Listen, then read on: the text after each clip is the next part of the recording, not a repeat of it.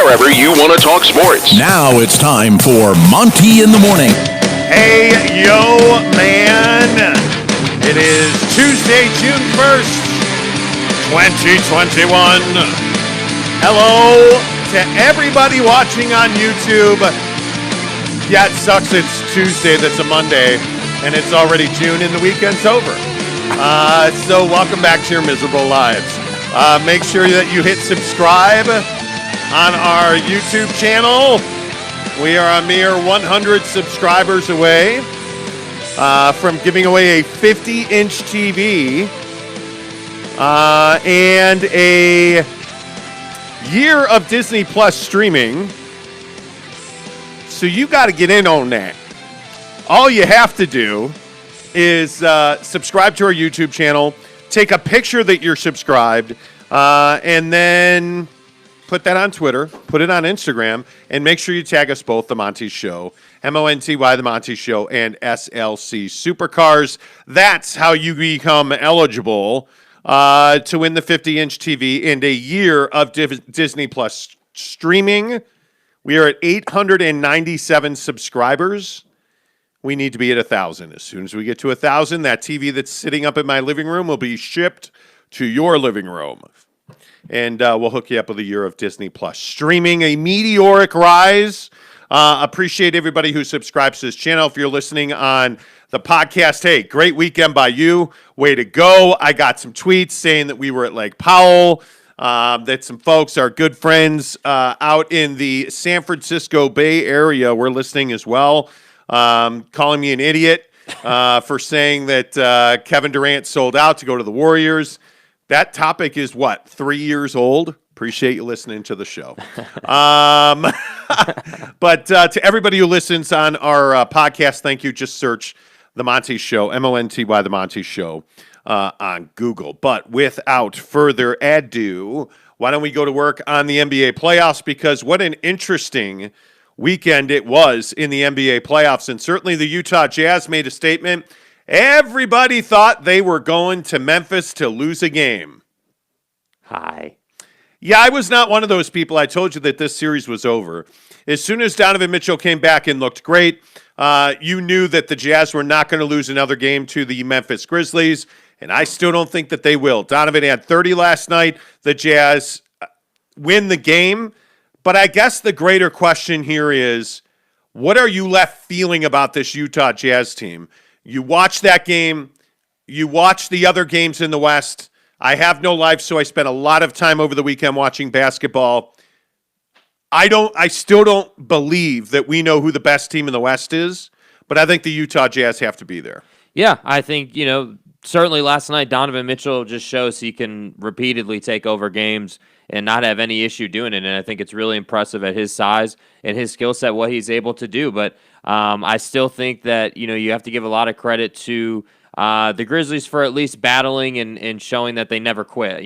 We're always reminded when this Jazz team plays this Grizzlies team that, the Grizzlies can come down or can come back from basically any deficit and make it a game again. So I give them a lot of credit for that. But yeah, with the Utah Jazz, are they the best team in the league, or who's the best team in the West right now?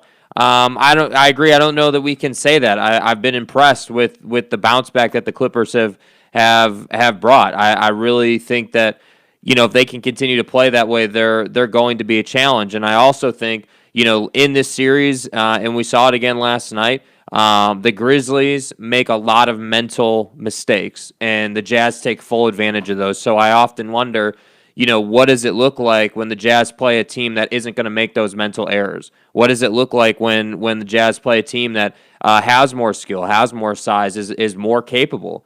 I think these games are it won't, obviously it goes without saying, it won't be as easy for the Jazz to come back and win these games and dominate the series. So my biggest question for the Jazz moving forward is, again, how do we continue to work in, Bojan Bogdanovic? Because I don't feel like he's getting a ton of run, or nearly as much run as he was getting. I don't think he's even close to getting the opportunities to even score 30.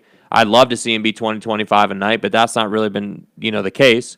So at the end of the day, when the Jazz, everybody thinks they're going to play the Clippers. If they were to play the Clippers, I think this Jazz team is going to have to bring a lot more to that series, and they brought to this series to beat them.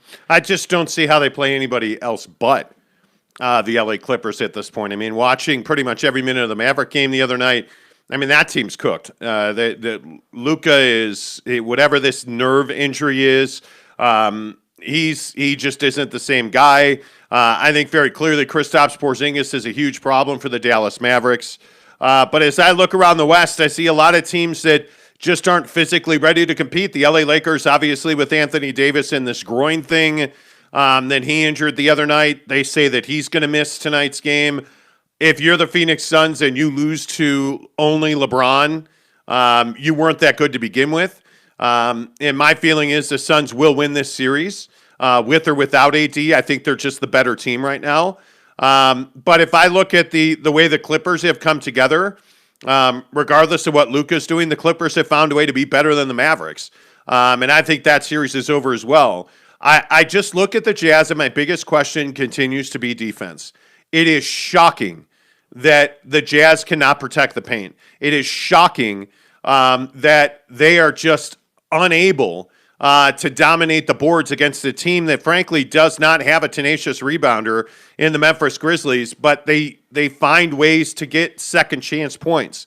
The Grizzlies find ways to force turnovers, and the thing that I struggle with is that I just don't know how the Jazz correct these defensive issues at this point, because I think it is, I guess is the word pervasive, which is throughout the roster. I don't know. Like, I look at Joe Ingles, I look at Bojan Bogdanovic, there's just simply a lack of athleticism there.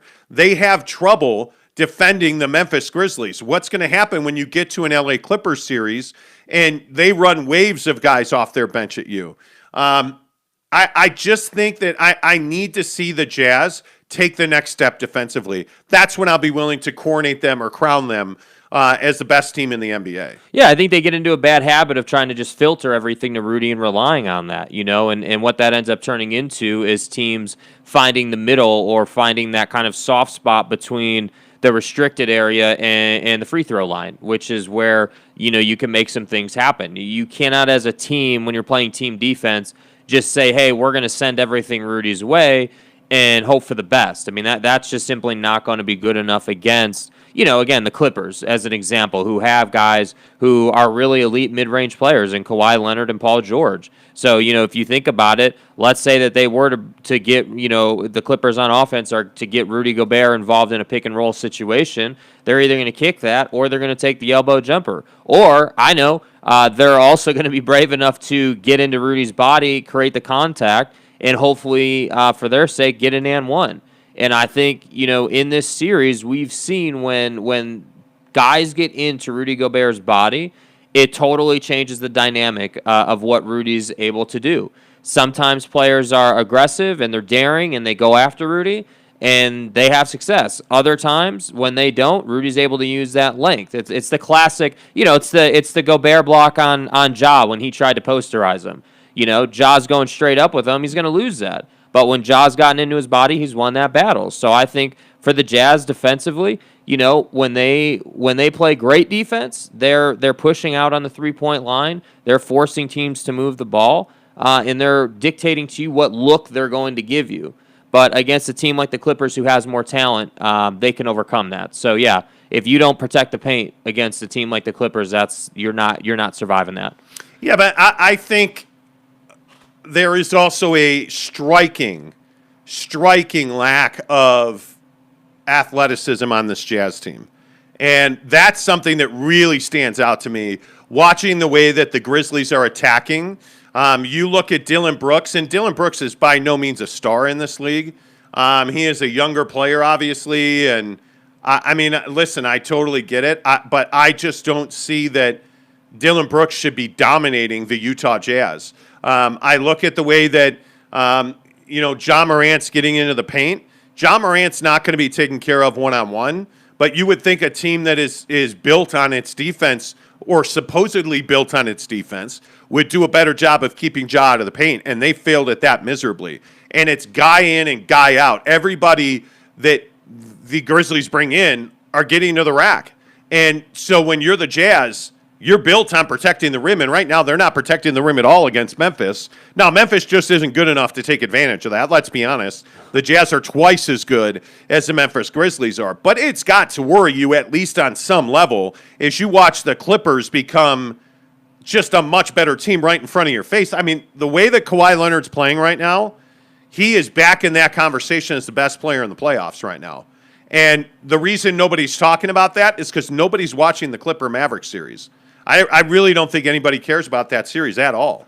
Yeah, well, that's what happens when the Clippers go down early in the series, and everybody kind of writes it off. And I was definitely one of those people. I feel like this Clippers team over the last several seasons has not shown us the ability to win when it matters most. So the fact that they had gone down and were down early in this series and just going right down that path was surprising to nobody. So that's why I think nobody's watching the series. But to your point, skill often has this way of overcoming. And I think that, they talk about on the broadcast all the time where, when the more skilled team is executing at a higher level, they're going to win the game. It's just a matter of if the more skilled team is doing their job. And we've seen it firsthand in the Jazz series. The first game, even without Donovan Mitchell, you would have expected the Jazz to win the game. And they didn't execute well. They didn't play a good game. They didn't shoot well, turned it over. They were just kind of a mess in game one. But then the rest of these games, even with Dom back, they've been organized. They've been together. They've been knocking down the shot. Again, last night, somewhere in the high 40s for three-point percentage. So, they're right where they need to be. So, yeah, when you look ahead to the Clippers, the Jazz are going to need to continue to be organized and continue to make their shots. And it's really just going to be a question of, will Ty Lue continue to run out this lineup where Ivica Zubac is not starting? Because when he does that, they are a much better team. It allows them to play better defense. Yeah, we'll see. It'll be interesting. I also think there's a big conversation to be had about Rudy Gobert and his emotions or lacking control in his emotions. I think that's interesting. Good morning, Gabe Ledley says, morning, fellas, 3 away from 900. Yeah, how about that? 897. Yes, appreciate all of you sitting on the couch watching our vids over the weekend. Thank you. Driftwood says the big dog Jazz are playing backyard hoops with the little brother Grizzlies. They can stomp them down at any minute, but the Jazz are good siblings letting them stay close. They're not letting anybody do anything. I think the Jazz, I don't know if they're just not playing at their level best, but the turnovers, allowing the Grizzlies to get out and run in transition, a lot of stupid fouls. Rudy Gobert taking a technical foul because he thought he didn't get a call. These mistakes, they're fine against the Grizzlies, I guess. But, again, this thing with the officials and Rudy Gobert, I don't know what it's going to take for Rudy Gobert to wake up and realize that you can't battle the officials as well as the opponent. And on a night in and night out basis, Rudy Gobert whines and complains more than any player in this league to the officials. And it is causing him problems. It is a real issue for him because he gets in the situations where you're in a full arena again. He clearly didn't hear the whistle get blown. And he freaks out and slaps the stanchion and, is going after the official, and he gets a technical foul. Right after Quinn Snyder had gotten a technical foul. It's really just stupid, low IQ basketball. And if you're going to win a championship, that can't happen in the Western Conference Finals. We've seen it with Draymond Green year in and year out. It impacts the way your team plays basketball. And I think that's something you've really got to watch going forward. Yeah, you're totally right. I think these technical fouls, really what it is it's just a breakdown mentally. You think that you deserve every call or whatever it is that he thinks, and it causes him to get really frustrated. And I think that Rudy Gobert probably thinks that he's, the best big in the league, and so that should, get him favor with the officials. But is it frustration when it's the first call of the game? Last night from the first whistle, he was complaining to the officials. And I don't understand that mentality, especially when you're on the road against a team that is, I don't know, are they capable of beating the Jazz? Yes. Are they likely to beat you? No. I think I said Thursday or Friday this series is over. But you're putting yourself in a position right out of the gate to be adversarial with the officials.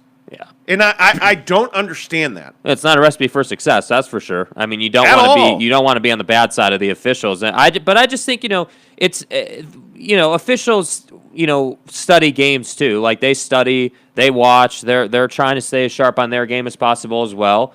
And I just think that it's a mentality thing. Rudy and by extension this team likes to complain to the officials. I don't feel like every single team in the league does it. Certainly a lot of the star players do it. Book, LeBron. I mean, we've seen it throughout the playoffs. Everybody complains. But it just seems like Rudy Gobert takes it to this next level to a point where, earlier in the season you have his teammates telling him to, hey, stop, like, let it go. Like, it's one call. Like, it does become overbearing. And I think it would do him really well to just, you can never forget about officiating, but to just say, okay, I'm not going to complain as much this game. I'm just going to focus on me. Because if he did that, I think he'd actually get more calls than he gets now. Well, I mean, you wouldn't be getting essentially shut out in the first half. I mean, he dominated the third quarter, and he got buckets when they needed buckets and didn't have an alternative. But I mean, Rudy Gobert was, for all intent and purposes, Rudy just was not a factor in the first half. And this goes back to that defense that we talk about. He changes shots. Yes, he blocks shots. Rudy Gobert defensively is not the reason the Jazz are winning games. Mm-hmm. And I think there becomes a value proposition that takes place. This is Ben Simmons in Philly last night. It was pretty incredible watching the Washington Wizards play, hack-a-ben, because the guy can't make free throws. And watching the way that game played out, and seeing the momentum shift that happened after Joel Embiid lost that game, or left that game, rather, you felt like somebody had died. And then Philly got back into it. And so what did the Wizards do? They just fouled a guy that they know can't shoot. And at some point, I think teams are going to allow Rudy Gobert to just do what he does because he's not stopping you. He is blocking those shots is great. The Grizzlies are routinely dunking, getting to the basket, getting layups, getting interior. Like, again, just looking at the numbers last night, the way that, the box score looks for Rudy Gobert, oh, man, 8 boards, 17 points, 2 blocks, 3 fouls. Like, he dominated. Well, the problem is he didn't dominate. You look at the points in the paint, and Memphis dominated 64-40. Yeah.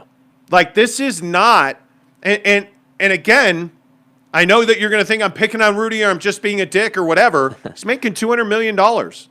And you're losing the paint by 24 points against a team without a force in the middle. Valanciunas has been a 0 since this series went back to Memphis. A 0. And I look at a guy like, Rudy, I just feel like this should be a no-brainer. Rudy 8 rebounds? All he had is 8 rebounds and 2 blocks. For a guy that is a dominant paint presence, how are you not 15-15 game in and game out? Well, it's what you always say, right? I mean, Rudy thrives when the Jazz don't shoot well. Yes. Think about that. Like the Jazz last night shoot the ball at a really high rate, and obviously they then go on 50% from 3. They then go on to win the game, and so you think about it, and it's almost insane to think that a guy with, I mean, what is this? I think they talk about it all the time. He's got like a 10-foot wingspan or whatever it is. A guy with that kind of insane wingspan, you would think would be 15 boards a night, without any kind of issue. Last night, I look at that offensive board by Donovan Mitchell. It's that mentality where he's literally, he doesn't have to go up and off the weak side block, goes way up to get a board. He didn't have to go and get that board, but it's a mentality thing. And I wish that Rudy Gobert would say, look, I am the backbone of this defense, and I'm going to intimidate people. I am going to be that force that keeps people out of the paint. I remember when, we all remember that highlight where they're playing the Spurs. I can't remember if that was last season or early this year, where the Spurs are out in transition and Rudy just happens to be back, and the Spurs back away and go back to the three-point line. Everybody said that was Rudy Gobert being this amazing player. And we sat here on the show and told you, hey, no, that was them trying to find a higher percentage look because it's probably not smart to go up one-on-one against Rudy. So no. The point is you don't need, you don't need to go one-on-one with Rudy Gobert. There's no need for it. They can't stop you in other sets. They can't stop you from dribble penetrating and hitting a mid-range jumper. They can't stop you from sending two guys to the rim because Rudy's the only one rebounding, right? Like that, to me, that's the point. So anyway, to wrap all this up, to say you beat Memphis by 7, but there is clear room for improvement by this Utah Jazz team defensively. And I can see everybody freaking out over what I said about Rudy Gobert. No, I don't think he sucks or that they should cut him. Thank you. Mulvanian, good morning to you. He says, Monty was right. Series is over. This isn't last year's Denver with Murray and Joker. 3-1 won't become 3-4. No, it won't. This series is over. Agreed. It's over tomorrow night. Ilert Gnick, good morning to you. He says, if the Jazz are hitting their shots, they're the best. If they're not getting in, they suck. Well, there's something to that. Good morning. Mitchell Harding says, hey, lads, hope you're doing well. Same to you. Axel Granzini says, I think Rudy of last season would have made those clutch free throws. Yeah, I think Rudy's doing fine from the free throw line. Yeah. I think he is. It's part of Rudy has definitely gotten better from the free throw line. I hope that this coming off season that translates into a 10-foot jump shot. That's what I hope. I mean, the pick and pop jumper in this league is vital. And you're going to get a good look at it with the LA Clippers because that's an elite mid-range team. That's what terrifies me about the Clippers versus the Jazz. The LA Clippers are an elite mid-range team. Well, and then they can shoot the three as well. That's the big thing with the Grizzlies. The Grizzlies don't shoot the three at a real high level, which is why they have to live in the paint. And that's why they're going to always struggle to beat a team like the Jazz who shoots the three at a high rate. So, I mean, that's just as straightforward as it is. Yep. Emmanuel Quaya. Good morning, Emmanuel. Says, do you guys think the Jazz can win a championship this year? Oh, absolutely. I think the Jazz are capable of beating any team. They've got to clean up some of the turnovers. I think some of this is they don't take the Grizzlies seriously because they know that they can put their foot on the gas and go from a tie game to a 12-point lead in the matter of a minute and a half because they're lethal from three. Royce O'Neal, who's a guy I've been critical of, hits 3 really big threes last night that stopped runs this Jazz team is elite. There's no question about that. And don't mistake anything that I'm saying about Rudy Gobert as a shun of the Utah Jazz. This Jazz team's elite. There is no question about that. There are a few teams in the West I think are better than them. In fact, I don't know that there is one. A 7-game series against this LA Clipper team terrifies me. It is one of those things where you're already seeing that the Memphis Grizzlies are more athletic than the Utah Jazz.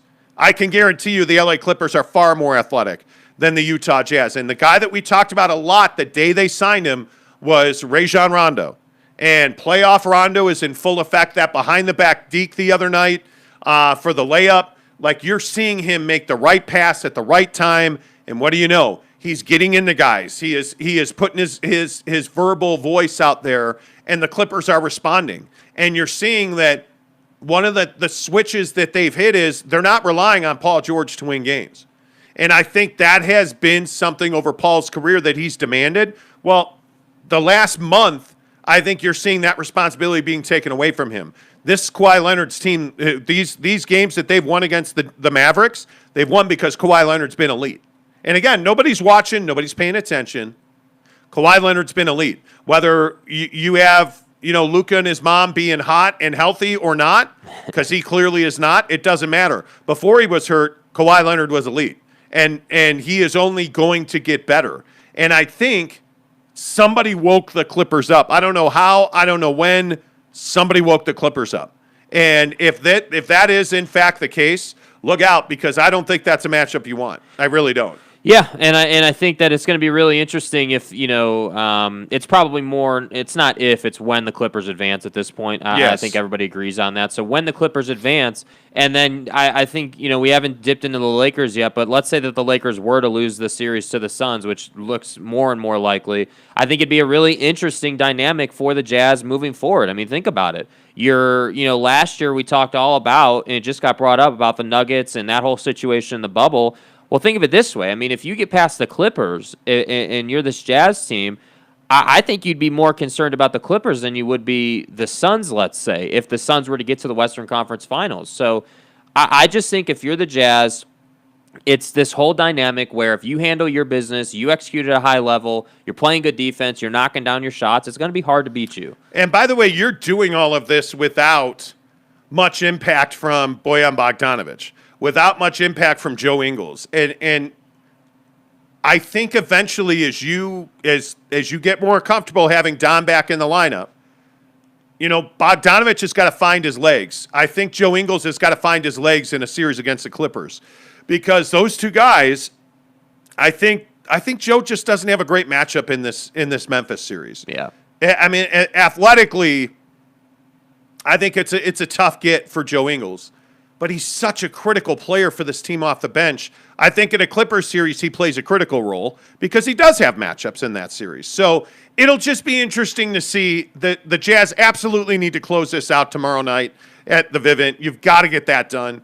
And then I think you need, because that's going to give you, depending on what the Clippers do, that could give you up to a week of rest. Yeah. Which would be great to get practice, to get, to really get your groove back. John's ankle. To really get your groove back. Yeah. I think he looks fine physically. I never once thought about his ankle. I don't know what it feels like or if it's an issue for him. It certainly doesn't look like it. It really doesn't.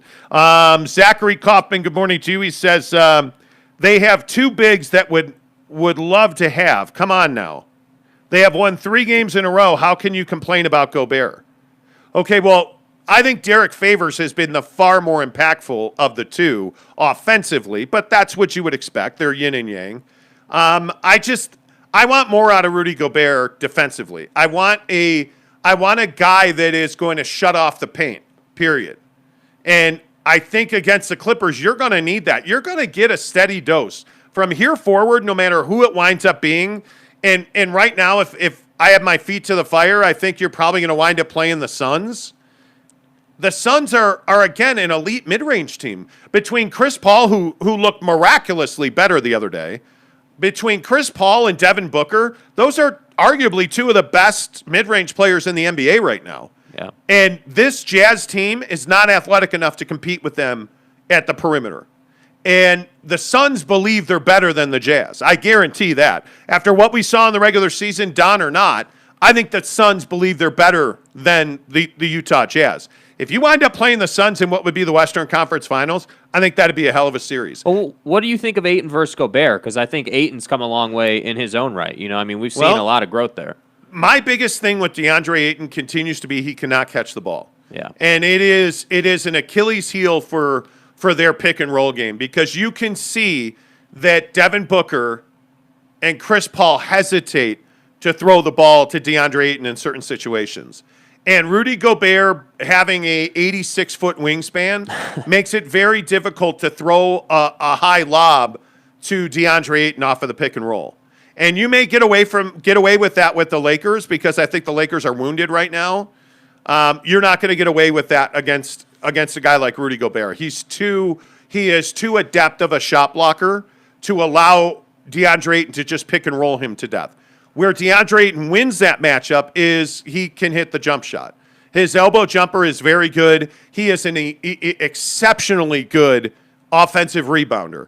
And what you see out of the Jazz, and we saw this with Jaren Jackson a couple times last night, was when Rudy doubles, teams are only attacking Rudy so he will double, so they can kick for a layup or a dunk. And how good Chris Paul and Devin Booker are at distributing. And if you look at what you're getting from a guy like, I mean, that roster up and down in Phoenix, I mean, you can point to anybody that you want. Yeah. They are getting contributions top to bottom. Cam Johnson's got to knock his 3 down. I think Mikal Bridges has to play great defense, and that's a 7-game series if I've seen one. But I'll tell you, you better not be looking past the Clippers, because I think there's a lot of people who are saying that. Zachary Kaufman says, unsubscribe, horrible takes. Okay. I mean, well, you're welcome to be here, welcome to not. I mean, cool. Appreciate you being here. I don't know what you said. I'm guessing you cursed because YouTube hid your comment. Zachary Kaufman, unsubscribe if you like. Eric C. says, Chelsea, Monty. Yes. Hey. Champions League. Jake is not a soccer fan at all. But I was there, was I not? I was there with you watching the game. Only because you had nothing else to do, I would guess. But Chelsea won the Champions League. It was fantastic. It was amazing. Appreciate you bringing that up. Nye Guy says, need some box-out drills at practice. Well, yeah. You know what? I think there is a lacking of intensity at times with this Jazz team. It's Memphis, which is, I guess, understandable. I think it's dangerous. I mean, Memphis is a team that's not capable, I don't think, of beating you. I mean, the Jazz are not playing great basketball. Let's be honest. Having watched, 70-plus games of this Jazz team this season, I think we all realize the Jazz are not playing their best basketball right now. The turnovers, the stupid fouls, which continue to haunt this team, that's going to get cleaned up. Those things are, Quinn's too good of a coach. His staff is too good of a staff. They're going to get that cleaned up. I would think against the Clippers, who I think are their eventual next round, that all goes away. And I think you start playing more rotational basketball. The things that scare you against the Clippers is how often is Jordan Clarkson going to pass? Well, not much. Him and Donovan Mitchell, getting into it at the top of the key a little bit last night, where Don's yelling at Clarkson to give him the ball. And what did Clarkson do? Didn't give him the ball. He shot. Now it went in, by the way. But, I mean, those are situations that you would hope would get cleaned up. I would think. Yeah. I mean, I would think your intensity level would go up against the Clippers a little bit. Yeah, I think it's a very dangerous game to play as a team, though, to play down to opponents or play up to opponents. And I don't like the fact that last night and really in this series, I mean, you're playing games that are we're in the fourth quarter last night, and it's a 3-point game at one point. Like, what are we doing?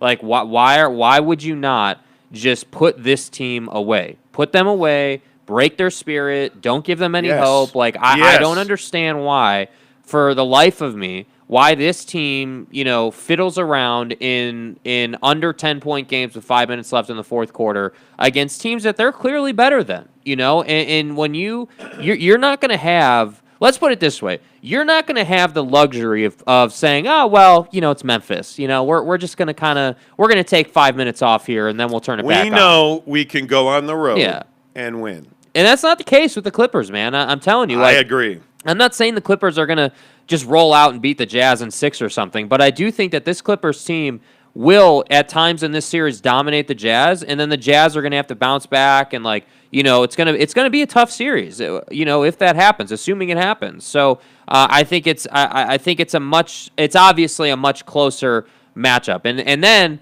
if you were to get by the Clippers, then I think your run to the finals is pretty straightforward at that point.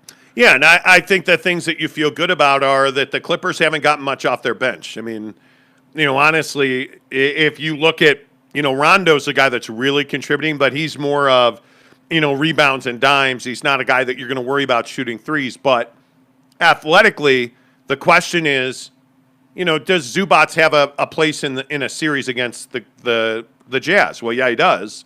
And I think that place is when Derek Favors is in the game. I think the real question is, what's Rudy Gobert's role in this series when the Clippers show up? Because I think the Clippers are going to go small. I think the Clippers are going to outrun Rudy Gobert, and I think they're going to do everything that they can do to get as many easy buckets as possible. I think that will be definitely a point of strategy for the Clippers, because it's like you've said it. I mean, literally, not exaggerating, must be 50 times on the show at this point, that the last time the Jazz and the Clippers matched up, you have that situation that the Clippers created, where you get Pat Bev in the corner against Rudy, and it just creates chaos for the Jazz defense. You got to stop switching everything. I mean, and again, in that series, the guy you like to talk about is Marcus Morris. Yeah. I think Marcus Morris being stupid and getting a technical foul after making a three the other night is really dumb.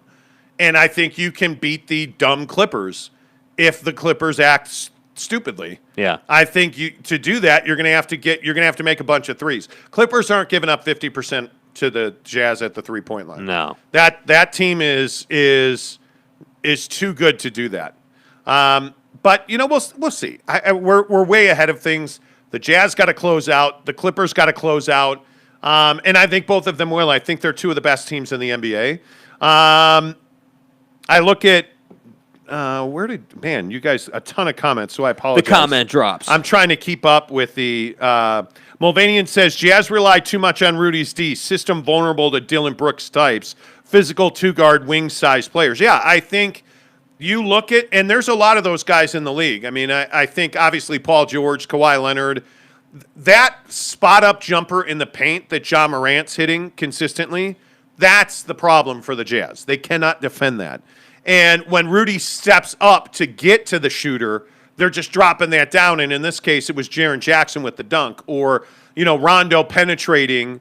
Again, and this goes to our point on Mike Conley. Yeah. Mike Conley largely kept Ja Morant out of the paint for stretches in the third quarter, and that's how the Jazz were able to really wrangle control of this game. But I don't know. I think the Clippers are a much deeper, more complete team than, obviously, Memphis is so young. Yeah. Memphis is so young. Zachary Kaufman says they're funneling players to Gobert. Right. And Zachary, I know you're a huge Gobert guy. What is he doing with that? They're funneling guys to Rudy Gobert. They're losing the points in the paint by 24. And against a team that's not a real good mid-range team.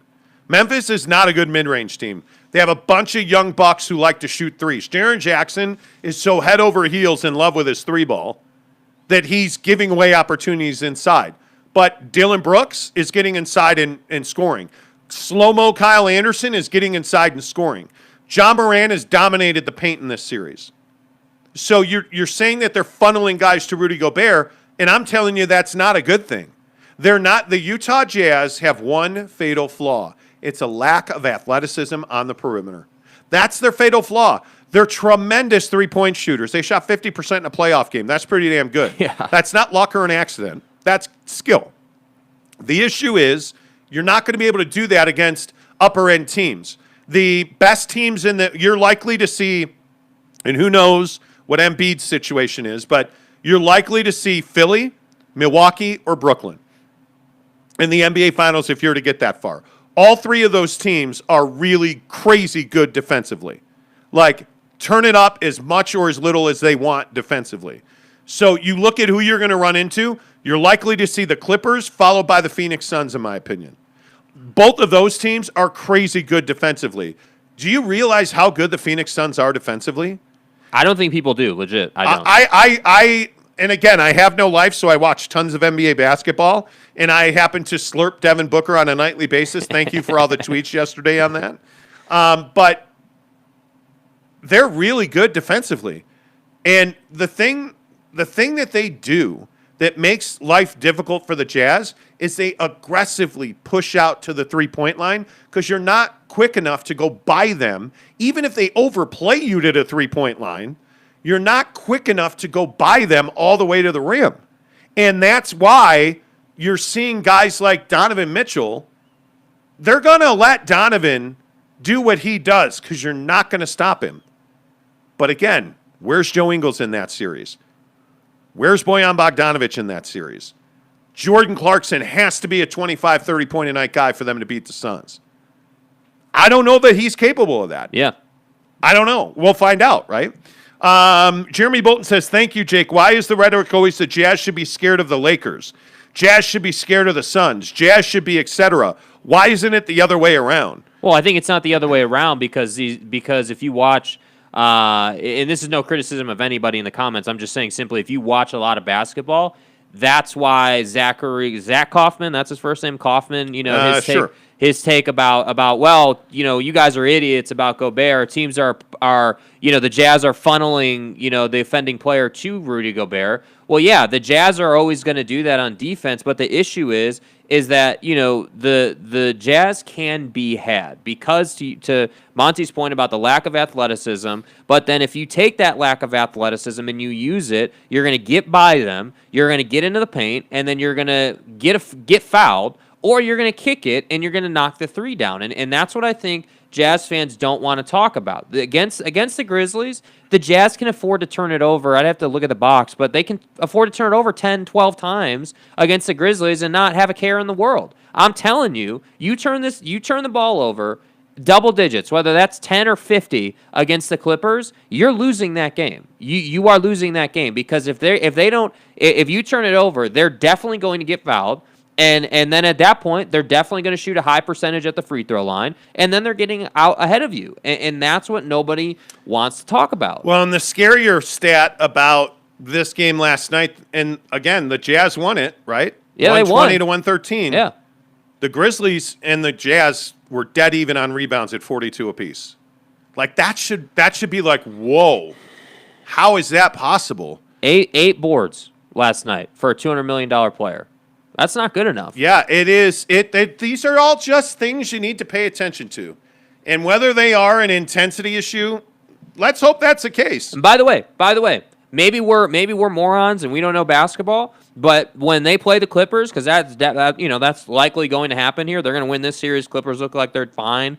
When they play the Clippers, and we're having this conversation in what would be a week's time, I guess, from today or whenever that series would potentially start, you remember today's show because I'm telling you the turnovers will come back to haunt this team, and then the lack of mental toughness when it comes to officiating will come back to hurt this team. And Rudy Gobert is at the center of a lot of those issues. Yes, does he bring a lot of value? Yes, he does. He brings a lot of value. He does a lot of great things for your basketball team. But this team, it's not good enough for this team to just go to the Western Conference Finals anymore. We're talking about winning championships now. It's championship or bust for the Utah Jazz. And that requires a higher level of accountability. And Jazz fans don't want to have that conversation, I feel like. Well, and I also think that, yeah, you got to stay healthy. It really is that simple. Well, yeah. Mitchell Harding says, I'm currently sweating on Conley's hamstring. He's the difference. Well, how many when Jones landed on Conley last night? How many of us were like, oh. By the way. Like, you're worried about that. I understand why they got to call the landing zone fouls. Totally get it. Don't disagree with player safety or anything. However, my only complaint is that I do feel like now players are starting to take advantage of that. The offensive player is intentionally pushing their feet forward to try to get that call. And if you're doing that and you were to suffer some kind of injury or whatever, I don't know that we can be feeling sorry for guys if they're going to play that way. Yeah, I hate that call. Officiating is what it is. Like, you know what? It's in the rule book. They're going to call it. Like, yeah. I wish. Anyway. Philippe Berlinick says the Suns is the 6th or 7th defense. Okay, well, tell that to the Lakers right now. Tell that if you look at the Phoenix Suns, I think the Suns are one of the better teams left in the playoffs defensively. I mean, I watch an inordinate amount of NBA basketball, but the Phoenix Suns have the ability to just keep tightening the screw, man. Like, they identify what you're good at, three-point shooting, and Monty Williams draws up a schematic to take that from you. And they want to bring the toughness, too, by the way. They will not be intimidated by anybody. Yeah. I mean, it's very interesting to watch, frankly. Austin Parkin, good morning to you. Jordan Clarkson was killing me in Game 3, and in the first half of Game 4, just running up, chucking three-point bricks with 18 seconds left on the shot clock. No Jazz man anywhere near the basket. Yeah, it's frustrating. It is absolutely frustrating to watch that. Thankfully, he went into the paint in the second half of Game 4. That's the difference maker in this league right now. So many teams are in love with that three ball. It's the teams who are willing to score in the paint. And I don't mean, throw it to Anthony Davis for a turnaround fall away. I mean, get in the paint, teardrop, get in the paint, quick jumper, like that ability to finish inside of 10 feet with a little runner or jumper is game-changing. Yeah. The best teams in the league can do it. We're watching, if you look at who's left, like Luka Doncic is a magician when he's healthy at it. He is fantastic. Paul George, Kawhi Leonard, Donovan Mitchell. Although, man, the other thing that comes to mind on that is Donovan Mitchell takes a beating every single time he goes in the paint. Yeah. Every single time. The guy takes a beating, and it's tough to watch. Mulvanian says Clarkson, very efficient short-range shooter, sometimes shooting against three defenders inside.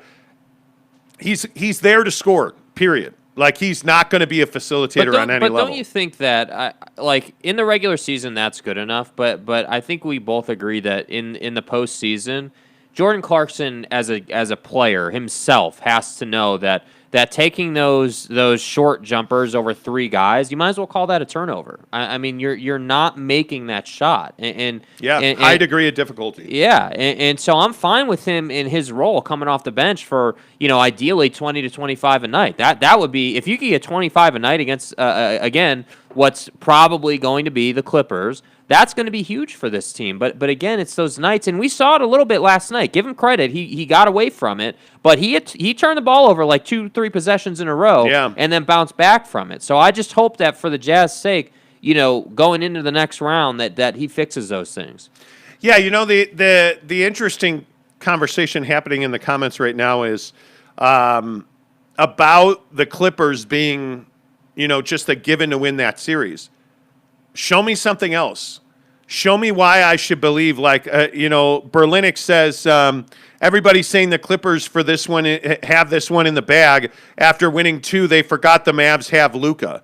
Well, the problem is Luka Doncic is hurt, and he is just not effective. And by the way, the Clippers got physical with him, and what happened? He's not shooting such a high percentage.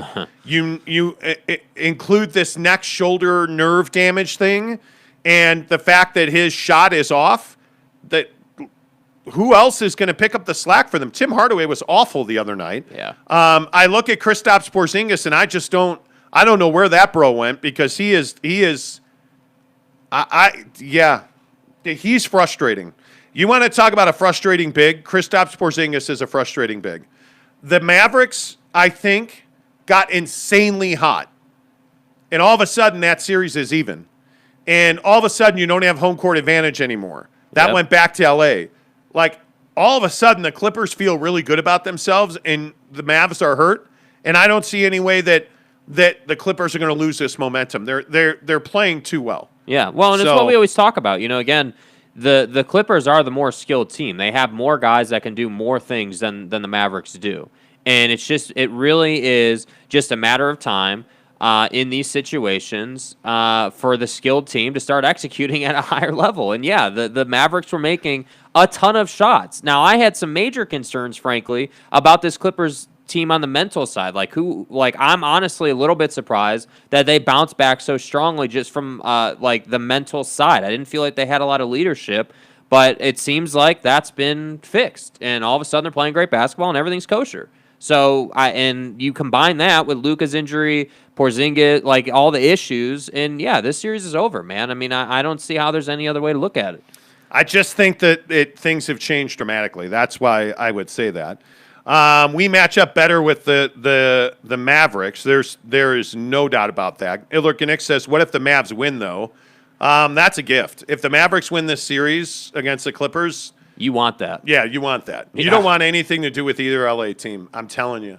And it is, obviously the Lakers without AD are a lot less dangerous, but you don't want anything to do with either one of those LA teams. I would say that. AK says, hi, mates. Hello. Hello. Jordan McDonald says, Lakers will win that series. CP3 will get hurt again. I hope not. I mean, Chris Paul, I think, he's worked so hard to get back here. You hope that guys are healthy. And by the way, you want to beat the best teams when they're at their best. That's how you determine who the best team is. The Nye guy says Bogey was at a junior Jazz camp and got the ball stolen 3 times by 8-year-olds. My butt cheeks clench every time he dribbles the ball. Okay, Nye guy. All right. That's probably true. I mean, anyway. Jordan Crabtree says Western Conference is amazing. Every series except the Jazz is 2-2. This Nuggets series with Portland tonight might be the night. This is Denver should win this series, even without Jamal Murray. Denver should win this. I'm a little surprised at the lack of continuity offensively, and I think this is a Michael Malone issue. His rotations are not great. And they lose rhythm because of the way he rotates guys in and out of that lineup. And I think that's really hurting them in this series. Yeah, I think that game, like, they just straight up didn't make shots. And whether that's because of his rotations or they just had a bad night, they got their ass kicked straight up. I mean, like, Portland took it to them, and late in that game, Portland had no mercy. Portland was trying to prove a point. Portland was trying to say, hey, we're the better team here. This is our series. And yeah, I would agree that this next game is I would say it's bigger than just a defining game in the series. I think for Jokic, this sets up to be one of those games where he's going to go for like 40, maybe even 50. He goes off. Oh, he better. And he just gets after it, you know? You can't be minus 32 if you're Nikola Jokic. He was minus 32 the other night. They lose 115-95. It's embarrassing. Yeah. I mean, it's absolutely embarrassing. I just, it's shocking. And they're saying Will Barton's going to play in this game. They're saying that he's going to, they were talking I see it. Yeah, well, same. I mean, they were talking pregame before, Denver gets slacked that, Will Barton's really close and, they're just kind of waiting to see and, they're really hoping that he comes back for this next game. And so if he comes back for this next game, maybe that changes some things. But at the end of the day, this series is going to come down to Denver making shots. Because if Denver's making shots, they're a better team than Portland. But when I want to say it was some ridiculous stat that they were shooting like 15% or something from three in that game that they just lost. Like they just weren't hitting anything. And I don't know how you explain that. And I think your point about Malone's crappy rotations is well taken because when you run a bad rotation, when you make substitutions when you shouldn't, you do this or that when you shouldn't, it throws off the rhythm of the offense. And so you're not knocking down your J. They just did not. Anyway, the Nuggets are an incredibly. I'm so glad I'm not a Nuggets fan. That team would make me pull my hair out. I just can't. Let's get a couple more before we talk about LaMelo Ball banging an older chick. Jeez, excuse me. Who is more injured by Suns versus Jazz? Well, me right now. I'm dying over here. Yeah. Who's more injured, Suns or Jazz? Conley or Paul determines who wins that series. Well, I don't think Mike Conley's injured right now. Yeah, I don't think he's injured. He's playing at an incredibly high level. That shot looked just fine last night. Coming off the pick and roll, knocked it down a bunch of times. I think what you're really asking us is, hey, what's the bigger impact, if the Jazz were to lose Mike Conley or if the Suns were to lose Chris Paul? And I'm telling you right now, if the Suns lose Chris Paul, that is a huge, huge loss for them. The Jazz can absorb losing Mike Conley. Absolutely, because that would just mean that Bogdanovich is going to get his looks back. And they'll be able to backfill. I don't know about that. I think Mike Conley is make or break for the Jazz. He is such a good shooter. He is such a smart basketball player. Obviously, he's playing with a mission in mind to show Memphis who he is still. Okay, cool. He has to be healthy. It is not, to me, Bojan Bogdanović is not a guy I want to have to rely on. And I think he's a nice fourth option. He's not a guy I want to rely on. Yeah. And it's scary to the thought of not having Mike Conley on this team is like not having AD, not having LeBron, not having Dame, not having Chris Paul. You really think losing him is that? Yes. His three-pointer right now is knockdown, and he's playing really good defense. He's one of the few guys who can keep a guy in front of him. Yeah. I mean, he really is important for them. And he has that ability to just say, give me the ball. And I'm going to put you in the right spot. I'm going to make the pass.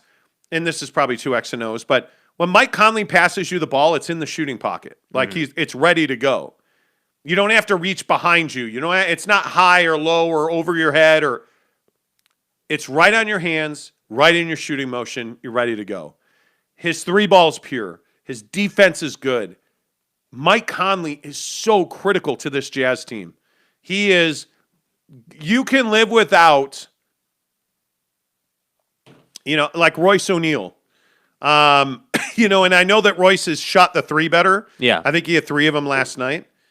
You can live without Royce O'Neal. You could probably live without Joe Ingles.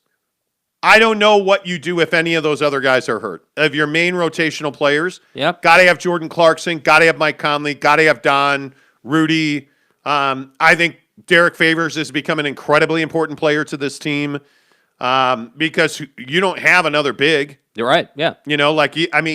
They don't have a lot of room for error because there's not a lot of depth on this team. Yeah, it's kind of a double-edged sword, right? I mean, it's very simple what success looks like for the Utah Jazz, but it's also very simple what happens when one guy goes down. And that again, not to go down the rabbit hole of the trade deadline, but that's why we were so concerned about that. So hopefully they stay healthy. Hopefully everyone stays healthy and everything's kosher. Brandon Whiteside says we are the medical staff firing away from sweeping the Grizz this series. Yeah. If Donovan Mitchell plays in game 1, this series is over already. Yeah. But it's not, but maybe this shows you the importance of Donovan Mitchell. Sure, I get with that. Jeremy Bolton says, also, why aren't we talking about Dylan Brooks being a little biatch this entire series? Conley has been very surgical the last 3 games. Dude is really fun to watch right now. Well, I think Dylan Brooks is very young. I think Dylan Brooks is very emotional. And I think it's a big part of his game. I think it's an important part of his game. I think it's the best part of his game, and I think it's the worst part of his game. Yeah. I think that third foul he picked up on Donovan Mitchell in the paint was pure frustration, a lack of emotion. But then what happens? They leave him in the game, and he doesn't get his 4th foul. And then when he did get his 4th foul, what'd they do? They left him in the game, and he never got his 5th foul. Like, he's capable of controlling himself. Yeah. And when you get those driving layups, when you get those fast break dunks, like his defense, the thing that nobody's talking about is his defense is very good. Now, you have a guy in Rudy Gobert who's very difficult to deal with in the pick and roll, which is why Don and Conley are getting so many quality looks at the top. But Dylan Brooks is playing great defense. And more than that, he's a wanting rebounder, which I actually think there's a lot of value in. He's a very good player. And we're just seeing the beginning. He is Draymond Green, but better. Yeah. That's his ceiling. So, we'll see how that goes. I don't know. The Jazz are in Brooks' head. He checked out. He checked under his bed to make sure Don wasn't there last night. They have been talking this entire series. It's who he is. He thrives on that. Dude, you guys are sitting here saying that the Jazz are like, in Dylan Brooks' head and, all this stuff. And it's like, dude, that's the kind of game that Dylan Brooks plays. I would remind you that Dylan Brooks has dropped multiple, 28, 30-point games on you in this series. I mean, I don't know that I can agree that the Jazz are in his head. Are they talking trash? Yeah. Are they going back and forth? Absolutely. And that's what's made that matchup probably the best game within the game. I mean, Dylan Brooks we saw last night when they switched him off of Don and Grayson Allen had to pick up Donovan Mitchell. I mean, that was a defining moment in that game. That was essentially the beginning of the end for the Memphis Grizzlies in that game. Tyler on Twitter is pretty upset that I said that we could live without, quote unquote, we can live without Joe Ingles. Mm-hmm. You're crazy. Do you even watch Jazz basketball? Well, no, apparently LOL. not. I mean, there we go.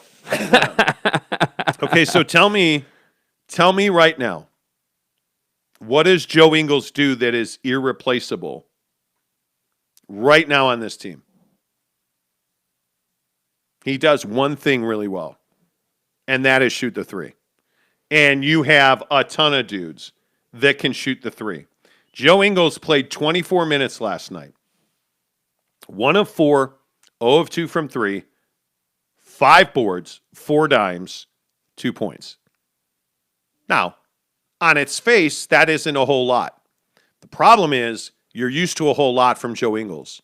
And in a Clippers series, he's going to have a much larger role, would be my guess. This series, he doesn't have a role because they're young and athletic on the wings. If one guy had to go down, I think you could win a championship if Joe Ingles got hurt. Yeah. God forbid, heavens to Betsy, Joseph take the wheel. If Joe Ingles, snaps a ligament somewhere or can't play for whatever reason, the Jazz will win a championship if they are good enough to win a championship. Joe Ingles won't determine that one way or the other.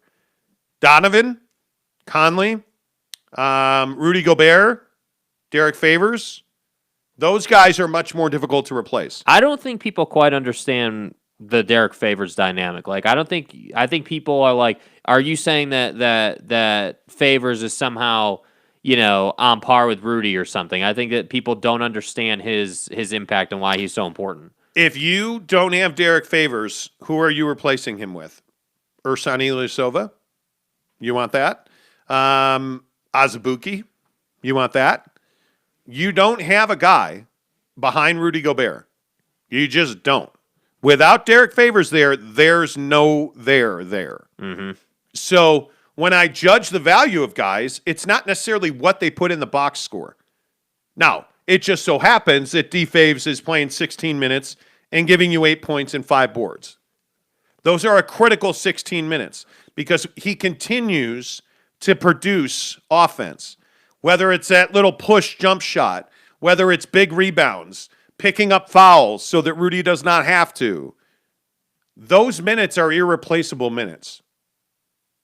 So, again, explain to me, if it's not Derek Favors, who is it? Because there's nobody there. There's not another guy. We keep hearing about all this depth. George Niang is a guy that you can do without. Now, his three-point shooting is really important. I think it was 2 for 2 last night or something like that. And his threes, 2 for 2. And his threes are impactful. When he's making his shots, they are, hey, we've moved the ball around. We're getting good looks. And Niang's a guy that's open. What Niang's threes are? They're heartbreaking. Because I think I remember both of them. The Grizzlies had played really good defense. The Jazz rotated the ball to a wide open George Niang, who knocks that three down. He punishes you for disrespecting him. Jaren Jackson can't do that. The problem is there's a whole bunch of dudes on the Clippers who can do that. Rondo can do that. Marcus Morris is doing that. He's having an unbelievable shooting year. You're not getting that from Jaren Jackson right now. You're not getting that from pretty much anybody. By the way, is anybody going to tell me how beautiful, intelligent, smart, Whatever. I am for telling you that the Jazz will miss Grayson Allen? Yeah. Grayson Allen's done pretty well for himself in this series. Including last night on defense. Grayson Allen's a guy that you would love to have on this team. Now, the problem is that, the trade was a good one. But Grayson Allen's a guy that is a pretty good example of somebody that's having his way with the Jazz in this series. So, anyway, my point is, if we're going to do without a guy, I would be fine to do without a Joe Ingles. You need Derek Favors more than you need Joe Ingles. Well, let's just make sure that we don't lose Trent Forrest, because we all know that losing Trent Forrest would be, world-ending. He's going into the Ring of Honor, yeah. Right? I mean, they're going to give him a car dealership, of right? course. Yeah, come on, yeah. Jeremy Bolton said, "I don't mind the talk back and forth. That's great, but the headbutt on Conley and then the full-on punches when the refs are stop." Why is everybody freaking out over this? I mean, honestly, like there are no full-on punches when the refs. I mean, come on, guy. I mean, it's not like he threw a haymaker at him or something. I mean, come on. Come on, man. Yeah. I mean, and by the way, it should be said. Stop. The only reason this is even a conversation is because it's the Memphis Grizzlies and Dillon Brooks, who nationally, from a national perspective, is a nobody. If we put a camera on Anthony Davis the whole game, I guarantee you we can find situations where he does some things that aren't the most popular. Everybody does it, dude. It's part of the league. Rudy Gobert does that on a regular basis. I mean, do you know how many elbows? Dude, do you know how many elbows Rudy Gobert throws in a game? If you are not playing physically, it's an important part of every Bigs game. And by the way, if the official's not going to blow the whistle, did it ever happen? No, it didn't. It's only speeding if you get caught, dude. Man. It's part of the game. Come on. Royce O'Neal has kept us in games with his shooting. Stop. Eric C says Grayson over Conley. No, not. That's why I said no. No, who said Grayson over Conley? Well, that was the trade. That he was involved in that deal. No. But what I said was, man, you'd love to have Grayson Allen on your bench right now. He would be your 7th or 8th guy off. You'd certainly be your first 3-4 off your bench. No doubt about that. I mean, the conversation is Grayson Allen versus Royce O'Neal. That's the conversation. I mean, you're talking about Royce's two guys. Royce's defense is good. I think Grayson Allen's 3-point shooting is better than Royce. On this team. His tenacity, and this is the thing that bothers me about Royce O'Neal. And I know we've talked about this a lot as well, and we're an hour and 6 minutes into this already, but there is seemingly a lack of intensity at times from Royce O'Neal, and it drives me crazy. Like it drives. No, they don't. Mulvanian, stop it. Mulvanian says Miss J Crowder more than Ted Cruz. No. Mulvanian says Jazz miss Neto too. No, they don't. Dante Exum? No, they don't. No. James Knight says Grayson Allen would be sitting on the end of the Jazz bench. Yeah, dude, right next to the coach getting ready to go in the game. Yeah, come on. I mean, Grayson Allen his skill set would absolutely be valuable. There's no way I've ever said and would never say that Grayson Allen's more valuable than Mike Conley. Yeah. That is just That's the classic. That's the classic, hey, I'm commenting on YouTube and going to turn it into something. Jeremy Bolton says slurp alert on Grayson Allen. I got to tell you, I'd hit that. Trevor Aki says, the hell we miss Neto. Raul Neto. No, you don't miss Neto. You don't. You really don't. Anyway. All right. Listen. Linda. We got a deal. Yeah. We got to talk about NBA fans real quick. Okay. What in the actual Farfignugan are we doing? So it starts with Russell Westbrook and the popcorn. Okay, nobody was getting injured. Banned for life. Your mom. One-off deal. Got to call your mom now. Okay, cool. Yeah. No Twinkies after school. Right. Then it's the Ja Morant dad racial bombs in Salt Lake City thing. Yeah. Okay, again, banned for life. They're going to be in the next game. Okay, we get it. Yeah. Then it's Kyrie in Boston because, Kyrie's a cock and he stomped on the Celtics logo like an idiot. I don't give a Baker's fuck. Well, apparently Celtic fans do. He's walking out of the game. It's over. He's walking into the tunnel and somebody grazes his head with a water bottle. Now we're in trouble. Now we're arrested. Now we're banned for life. Now we're charged with assault with a deadly weapon. A water bottle. They had a lot of water in it. Yeah. If you hit him in the head with that, that's a serious injury. Yeah. And it was close. And then we go to Washington, and we get idiot fan running on the floor last night, getting tackled by the cops. And I don't think it's cool. I don't think it's hip. I don't understand why we as fans are doing this. Like, what's the upside of hitting Kyrie in the head with a water bottle? Do you really not know him and yet hate him so much that you could blind him, give him a concussion, break his nose, like seriously injure him? Does that make you feel better? Like, are you just throwing that water bottle, not thinking about it? I would hope so, because I'd hate to think that you're like, I have a full water bottle here. I could probably do some real damage to his face.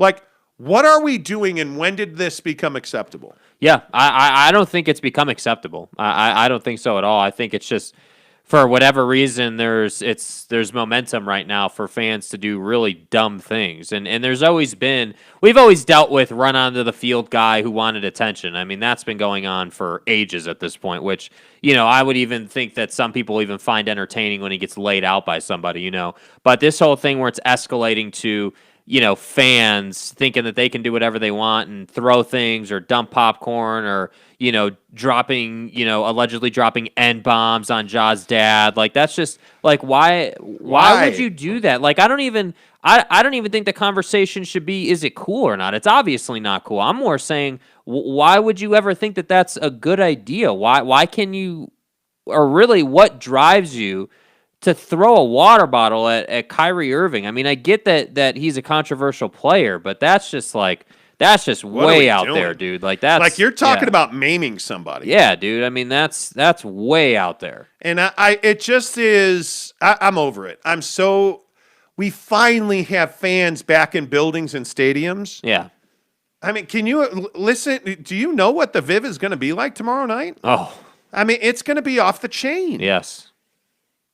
And are we going to get somebody running on the floor or throwing something or dropping M-bombs on players' families? Does the NBA need to do something about access to the floor? Because I think that's becoming a conversation now. When you say access like to the how floor. easy it is to get onto the floor at an NBA game. Oh, that was shocking. Because it's easy. Well, he came running down the aisle, and the security people just let him go.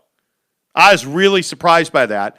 And when you watch the wide angle of it, he comes running onto the floor, jumps up and hits the basket, and a cop has to come running from the tunnel and essentially form tackles him. Yeah. That was shocking. That was shocking to me. Yeah. So I think you do have to tighten security. But we just got back in arenas and stadiums. Well, think about what are we forgetting here? Let's not forget about 18 when Phil went on and won that tournament, the mob at the golf tournament. I mean, that's kind of the same thing.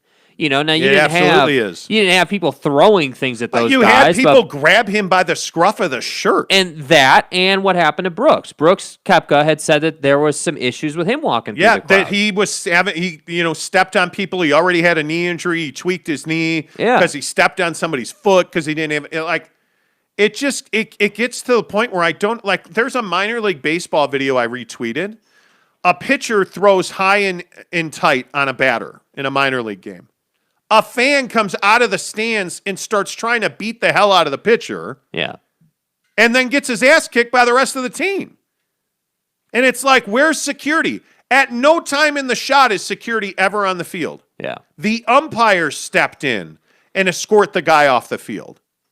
I'm amazed by it. I'm amazed. I'm not even joking. Does this happen in English football? Like, do you get people that do this stuff? No, because in English football, you may not live through it.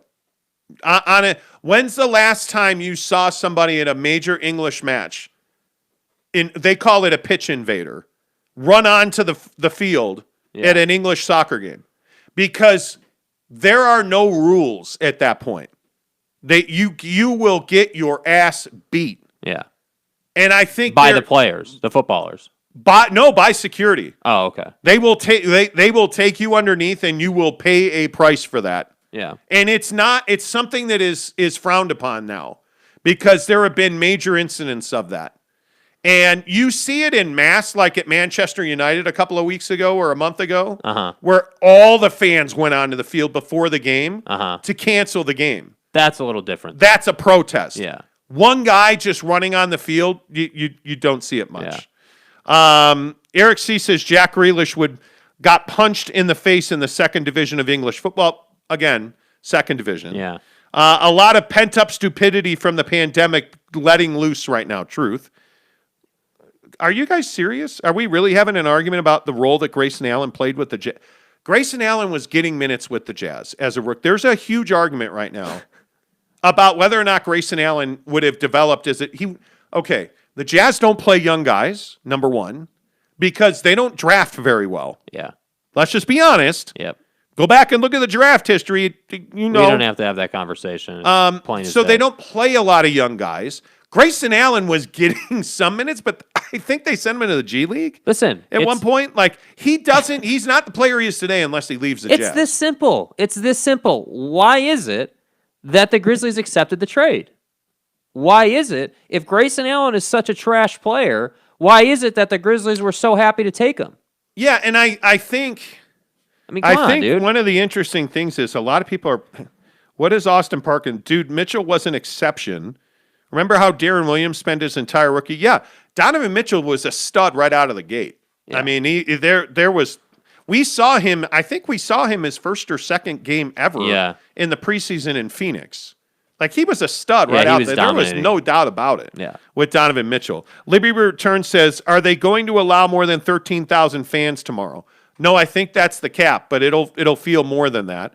Giggity says a lot of pent-up stupidity. I read that one. Good morning, Giggity. Mulvanian says Jazz played Mitchell against WB and PG. Okay, that's cool.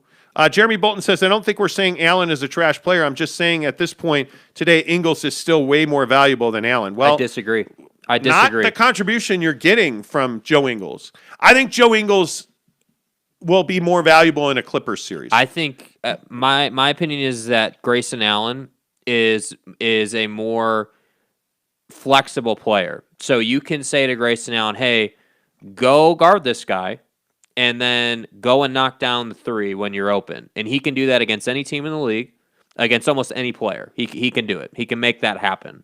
Whereas Joe Ingles, because of his age and because of his lack of athleticism, can't just go out and guard any wing in the league. We've seen that repeatedly. Now, can he knock down the three at any time? Yes, he can. Yeah. But he shouldn't be handling the ball on the wing and trying to make his own shot. 1-3 for the win? Well, I'll take Joe Ingles.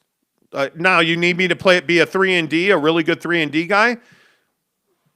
Right now, today, I probably still am leaning towards Joe Ingles, but Grayson Allen has shown you in this series the moment's never going to be too big for him. I mean, hell, the guy played at Duke where he tripped people. I was going to say, are you kidding me? I mean, he's mentally tough. He's more than happy to take it. Stephen Ling says the Jazz use Denver's picks really well. Their own picks suck, though. Yes, they do. That's exactly right. How's Rudy Gobert treating you? Yeah. Who drafted Rudy Gobert? The Denver Nuggets. Anyway, all right. Can we talk about LaMelo?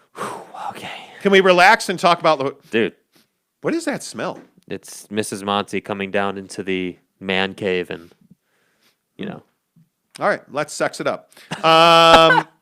Like a banana or something. Yeah, it's a banana. It's a banana mixed with perfume, I think. Oh, nice. There you go. That was weird. That was pungent. Your odor is pungent this morning, babe. All right, You're welcome. Let's talk about LaMelo Ball. Speaking of pungent odors. Okay, I cannot make this story up. I just want you to understand that. This is a true story. LaMelo Ball is 19 years old. Uh-huh. He is a multimillionaire. Right. He is one of the brightest stars of youth in the NBA. He's probably going to win the Rookie of the Year. Right. He's dating a 32-year-old Instagram model. What's an erection? Her name is Anna Montana. No, really, her name is Anna Montana. Who the fuck are you? Not Hannah Montana. Anna Montana. She's got 2 million followers on Instagram. Ooh, And wow. and she's got that. Well. She's got that. She's got all the right parts to twerk. Uh-huh. And she's 32 years old. Uh-huh. So let me ask you this question. I watch a lot of SVU, so I know this. Here we go. If you're 32 and you're dating a 19-year-old, and you're a woman that's 32 dating a 19-year-old guy, because I don't know that he's a man yet, I don't even want to think about him. What's wrong with you? Yeah, my bad. If you're a 32-year-old woman dating a 19-year-old teenager, Right. are you the problem? Is there a problem? Should this be an issue? I think that that's a hefty age gap for sure. I mean, you're more than 10 years at that point. Everybody is always like age is just a number, but it's a little different when you're talking about NBA players, and I think that LaMelo has definitely LaMelo's story, how he came up, the Lithuania thing, going to Australia, his story has been unconventional to say the least. And this just kind of follows that path. It's like this is just out of the blue. And the reason that this is even a thing is because LaMelo bought Cam Newton's old condo in Charlotte. And this girl, Anna Montana, has been hanging out with LaMelo's friends, watching LaMelo play basketball. And then there was a picture on the the porch or whatever, the balcony, and so people are putting one and two together, and they're saying that these two are dating. And I just think that if you're LaMelo Ball, you just got to be mindful, man. Like this is gonna kind of be what you always say, which is you have to mitigate your risk as an NBA player. You have to be really careful because LaMelo's got a huge career in front of him. I mean, you're talking about like potentially an all-time great skill set, dude. Multi-$100 million career. Yeah, dude. So, am I going to be you're a misogynist because I say she's a gold digger? That's all this can be. That's all this can be. Because you can't tell me, that LaMelo knows the skills to get you thrills. This is a code 10 abort. Right? Like, you can't tell me that LaMelo Ball, Lithuania LaMelo Ball, is like, oh, man, this guy's got the motion on the ocean that just makes the boat sail. No, I guess not. Nah, you can't tell me that. Can't tell me that. You're 32 years old, and you're dating a 19-year-old. Like, you're dating him because he plays in the NBA. And he makes millions of dollars. God bless. Right? Hey, more power to you. And the problem here is that how long is it going to be before we get, LaMelo Ball broke my heart. Oh, man, he hit it. Whatever. He hit it and quit it, and I just feel used. Uh-huh. Well, are you going to be surprised? Because let me tell you, 19-year-old, 29-year-olds are not the most mature individuals in the world. Uh-huh. You look at 19-year-old professional athletes that are multimillionaires, what do you think he's after? Yeah. One thing. Yeah. Show me how you work it. One thing. Right? Like, Yes. that's what he's after. One thing. Ashton Kutcher Uh-huh. and Yeah. Demi Moore. Yeah? But Demi Moore, So I said, yeah. my good graciousness. Right. Like, I mean, yeah, the night guy says major MILF alert, major MILF alert. Uh-huh. Yes. Mulvanian says nothing wrong with dating Anna Montana. It's one N, please. ANA Montana, please. Thank you. The night guy says LaMelo likes his beef aged. Okay. Excellent strategy, sir. When LaMelo is 32, he'll be dating an 18-year-old. Ouch. Brandon Whiteside says, creepy, like Kutcher was dating that grandma. Okay, if my grandma looked like... I didn't realize Demi Kutcher Moore. was such a legend in this conversation. Oh, my God. Ashton Kutcher can... Dude, he's dating Mila's Kunis. Yeah. Yeah, I get it. Not Mila Kunis, Mila's Kunis. I get it. Yeah. They might be married. Or did he cheat on her? No, I think they're married. Are they married? Yeah, Mila is... Oh, come on, man. Yeah. That's like Aaron Rodgers breaking up with Olivia Munn. You know? Yeah. What I'm saying? Yeah. Anyway. All right. So wait, just real quick. G.I. Granny. Why? Yes, G.I. Granny. Who said he was trying to get married at 19? Granny panty alert. Okay. How about Monty and Luca's mom? Well, Luca's mom should be so lucky. Mm-hmm. Luca's mom should be so lucky. Right. Yeah. 100%. That's all that I would say about it. All right. Make sure you give us a thumbs up on this video. Make sure you give us a subscribe on this channel because we are just a mere 100 subscribers away from giving away a 50-inch Samsung Crystal UHD 4K TV. It's legit. Rocket ship. And a year of Disney Plus streaming. All of that when we get to 1,000 subscribers. Tomorrow on the show, will we be talking about a LA Clipper lead? Will we be talking about the Lakers being done? And we got to update you on the Aaron Rodgers saga. So until tomorrow,